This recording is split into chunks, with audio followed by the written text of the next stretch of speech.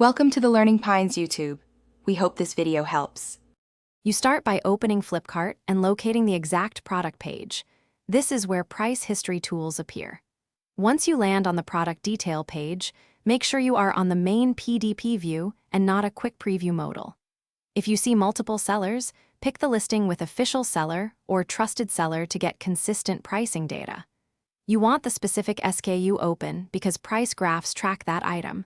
Once done, pause to confirm the product variant, like color or storage. Next, scroll down to the price or offers section.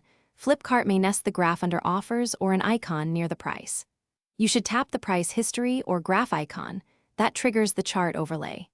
If nothing appears, refresh the page and ensure no ad blocker or script blocker is preventing the widget from loading. Once the chart loads, you can pinch to zoom or hover for exact dates and values.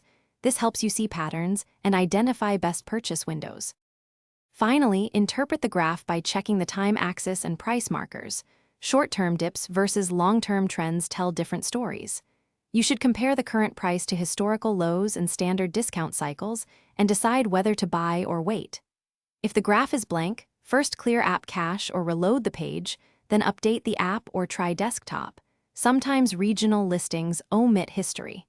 If problems persist, switch seller variants or contact Flipkart support for SKU-level clarification. Thanks for watching. Consider subscribing if we helped you.